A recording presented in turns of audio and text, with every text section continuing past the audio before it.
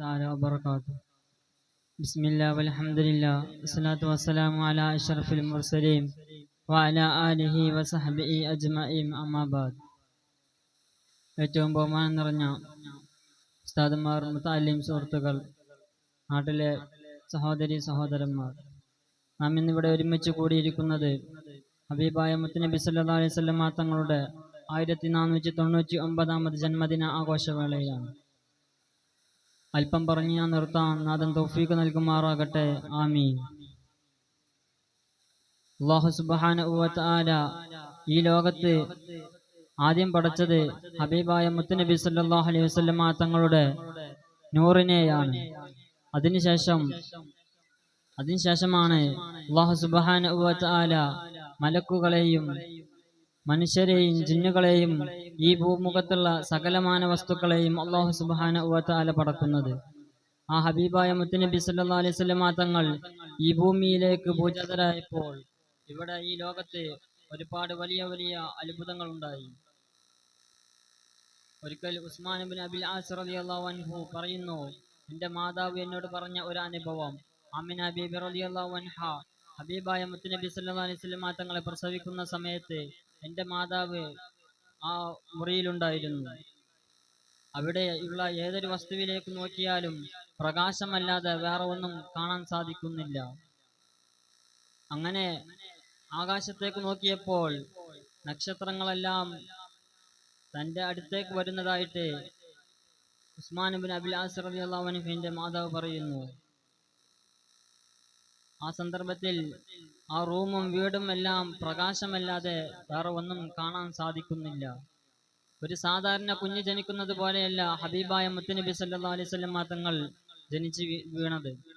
പണ്ഡിതന്മാർ പറയുന്നു, 2 കൈകളും നിലത്ത് വെച്ച് ആകാശത്തേക്ക് തല ഉയർത്തി കിബിലക്ക് മുന്നിട്ട രൂപത്തിലാണ് ആമിന ബീബി റളിയല്ലാഹു അൻഹു ഹബീബായ മുത്തുനബി സല്ലല്ലാഹു അലൈഹി വസല്ലം തങ്ങളെ പ്രസവിച്ചത്. അതുപോലെ ശവാഹിദുൻ നുബുവ എന്ന ഗ്രന്ഥത്തിൽ പറയുന്നു, ഹബീബായ മുത്തുനബി സല്ലല്ലാഹു അലൈഹി വസല്ലം തങ്ങൾ ആദ്യമായി ഭൂമിയിലേക്ക് ജനിച്ചു വീണപ്പോൾ അവിടുന്ന് സ്ഫുടമായ ഭാഷയിൽ പറഞ്ഞു, അല്ലാഹു അല്ലാതെ ആരാധനക്ക് അർഹനില്ല, ഞാൻ അള്ളാഹുവിന്റെ അടിമയാകുന്നു എന്ന് ശവാഹിദുൻ നുബുവ എന്ന ഗ്രന്ഥത്തിൽ ഹബീബായ മുത്തുനബി സല്ലല്ലാഹു അലൈഹി വസല്ലം തങ്ങൾ ഒരു സ്ഫുടമായ ഭാഷയിൽ പറയുന്നു എന്ന് പറയുന്നു. ഹബീബായ മുത്തുനബി സല്ലല്ലാഹു അലൈഹി വസല്ലം തങ്ങൾ പ്രസവിച്ചപ്പോൾ ആമിന ബീബി റളിയല്ലാഹു അൻഹയിൽ നിന്നും ഒരു പ്രകാശം പുറപ്പെട്ടു. അത് ഷാമിന്റെ കൊട്ടാരങ്ങൾ വരെ ആ പ്രകാശത്തിൽ കാണാൻ ഇടയായി. അതുപോലെ ഹബീബായ മുത്തുനബി സല്ലല്ലാഹു അലൈഹി വസല്ലം തങ്ങളുടെ സ്വഭാവം, കുട്ടികളോട് നല്ല സ്വഭാവത്തിലായിരുന്നു ഹബീബായ മുത്തുനബി സല്ലല്ലാഹു അലൈഹി വസല്ലം തങ്ങൾ ഇടപഴകിയിരുന്നത്. ഒരിക്കൽ ഉമ്മു സുലൈമാൻ റളിയല്ലാഹു അൻഹുവിന് ഒരു മകനുണ്ടായിരുന്നു, അബൂ ഉമേർ എന്ന് പറയുന്ന ഒരു മകൻ. ആ മകന്റെ അടുത്തേക്ക് ഹബീബായ മുത്തുനബി സല്ലല്ലാഹു അലൈഹി വസല്ലം തങ്ങൾ ഇടയ്ക്കിടെ പോകാറുണ്ടായിരുന്നു. എപ്പോ പോകുമ്പോഴും അവനെ ചിരിപ്പിക്കുമായിരുന്നു.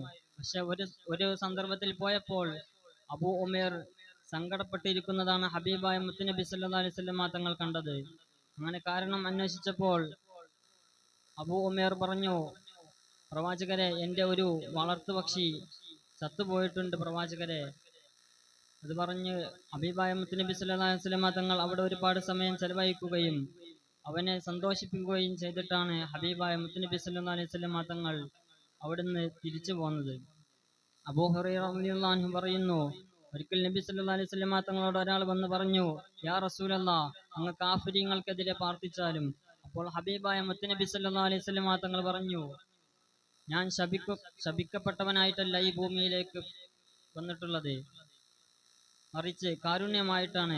അത് തന്നെയാണ് അല്ലാഹു സുബ്ഹാനഹു വ തആല ഖുർആനിലും പറഞ്ഞത്, വമാ അർസൽനാക ഇല്ലാ റഹ്മതൻ ലിൽ ആലമീൻ. റസൂലിനെ റഹ്മത്തായിട്ടാണ് ഈ ഭൂമിയിലേക്ക് അയക്കപ്പെട്ടിട്ടുള്ളത്. അല്ലാഹു സുബ്ഹാനഹു വ തആല അവിടത്തെ പറ്റി പഠിക്കാനും പഠിച്ചതനുസരിച്ച് ജീവിക്കാനും നമുക്കെല്ലാവർക്കും തൗഫീഖ് നൽകുമാറാകട്ടെ എന്ന് പ്രാർത്ഥിച്ചുകൊണ്ട് ഞാൻ എൻ്റെ വാക്കുകൾക്ക് വിരാമം കുറിക്കുന്നു. വആഖിറു ദഅ്വാനാ അനിൽ ഹംദുലില്ലാഹി റബ്ബിൽ ആലമീൻ. അസ്സലാമു അലൈക്കും വറഹ്മത്തുള്ളാഹി തആല വബറകാതുഹു.